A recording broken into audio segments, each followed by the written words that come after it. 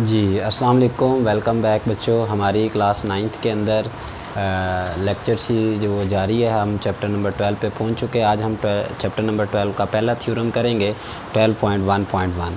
जी तो स्टेटमेंट पढ़ते हैं। इस थ्योरम के अंदर हमें क्या पूछा गया है, any point on the right bisector of a line segment is equal distance from its end point. जी बच्चों, चैप्टर का जो नाम है वही हमारे पास क्या है, line bisector and angle bisector. तो थोड़ी सी डिस्कशन जो है वो साइड बाय लाइन बाइसेक्टर और एंगल बाइसेक्टर की कर लेते हैं। तो साइड बाइसेक्टर का मीनिंग क्या है आपके पास, बाय का मतलब टू होता है, सेक्टर का मतलब हिस्से, मतलब किसी लाइन को दो बराबर हिस्सों में तकसीम करने को हम लोग क्या बोलते हैं, साइड बाइसेक्टर। जी तो राइट बाइसेक्टर की डिस्कशन है हमारे चैप्टर की। तो हम लोग पहले इसको देख लेते हैं। ये मैंने लाइन ड्रॉ की थी ए बी। इस लाइन के ऊपर एक मैंने राइट परपेंडिकुलर बाइसेक्टर, राइट का मतलब क्या था बच्चों, you all of you know that this is the 90 degree angle. ठीक है, तो एल एम जो है वो परपेंडिकुलर है ए बी के। अगर ये परपेंडिकुलर हो और ए से सी का जिस पॉइंट के ऊपर वो इंटरसेक्ट कर रहा है, अगर ए सी का डिस्टेंस बी सी के बराबर आ जाए तो हम उसको क्या बोलते हैं, राइट बाइसेक्टर। क्या बोलते हैं, राइट बाइसेक्टर। ठीक है, तो हमें थ्योरम के अंदर जो चीज़ प्रूव करने के लिए बोला गया वो यही है कि any point on the right bisector. इसका मतलब है कि हमें राइट बाइसेक्टर भी गिवन है और एक लाइन भी गिवन है। तो सबसे पहले मैं लिखता हूँ गिवन, क्या है गिवन के अंदर, अलाइन, एक लाइन है जो कि एल एम है। ठीक है, इंटरसेक्ट्स कर रही है, इंटरसेक्ट्स लाइन सेगमेंट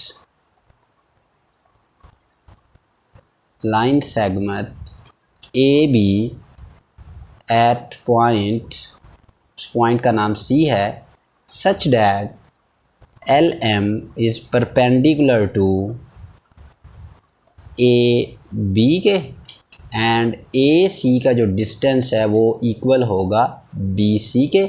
तो ये जो पॉइंट है P is a point on L M, ये एल एम के ऊपर होगा। बात क्लियर हो गई? तो चलते हैं पहले एक लाइन ड्रॉ करते हैं जिसका नाम क्या रखा हमने, ए बी।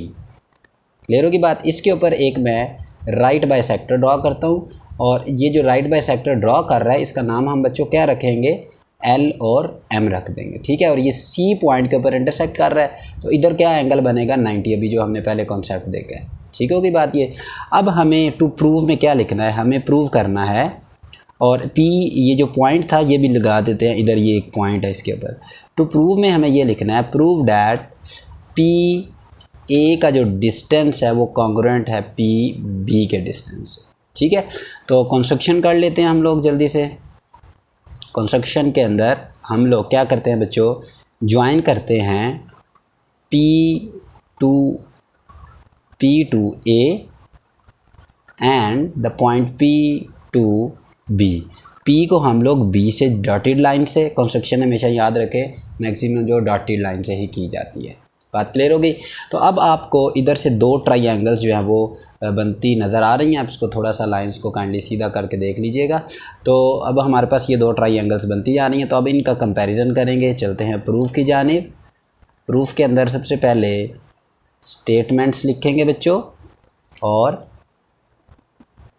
रिजल्ट्स डाल देंगे। ठीक है, तो हमारे पास triangle A C P correspondence to triangle A C P आ गया, इधर लाइन लगा लेते हैं।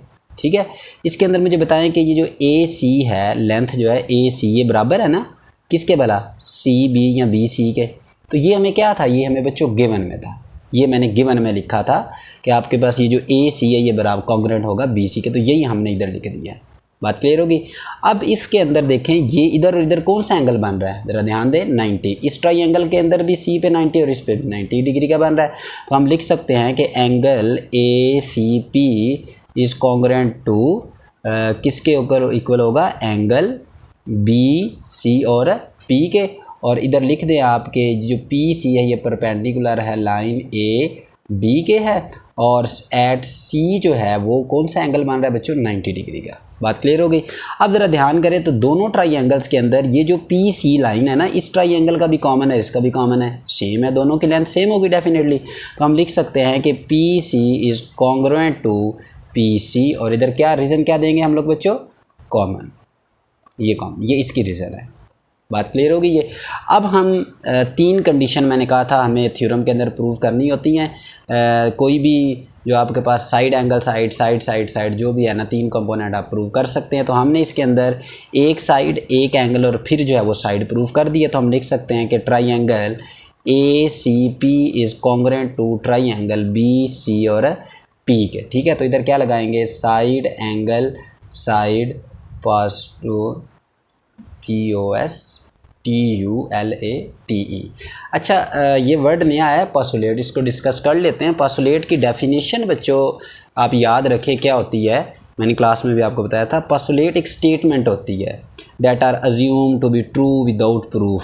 ठीक है, इसको प्रूव किए बगैर जो है वो हम लोग जो है वो यूज़ करते हैं। ठीक है, तो ये कुछ साइंस भी हैं, आप वीडियो को पॉज करके इसको रोक के आप देख सकते हैं कि ये क्रॉसपॉन्डर्स के लिए, ये लाइन ए बी के लिए, लाइन जो है जिसके एंड पॉइंट नहीं होते, लाइन सेगमेंट के एंड पॉइंट होते हैं, रे का एक एंड पॉइंट होता है, एक नहीं होता, ये साइड को मेजरमेंट के लिए, लेंथ को मेजरमेंट के लिए, और ये एंगल को एंगल की नोटेशन होती है। बात क्लियर होगी आपके पास ये जी। तो वेलकम, दोबारा से वापस चलते हैं। ये कॉन्ग्रुएंट हो गए तो हम लिख सकते हैं hence P A length is congruent to P B length के। यही बच्चों हमें क्या करना था, शो करना था, इसके अंदर प्रूव करना था। आई होप आपको ये बात समझ आई है। कोई प्रॉब्लम हो तो आप लोग कमेंट करके पूछ सकते हैं। ठीक है, मैथमेटिक्स से रिलेटेड कोई भी आपको पास बच्चों प्रॉब्लम हो, ठीक है, ऑनलाइन स्टडी के लिए, तो आप इस नंबर के ऊपर कांटेक्ट कर सकते हैं। इसी नंबर पे मेरा व्हाट्सएप है, आप कांटेक्ट करें, इंशाअल्लाह ताला ऑनलाइन जो है वो क्लासेस भी हम लोग प्रोवाइड करते हैं। 55630995। क्लियर। अल्लाह हाफिज़।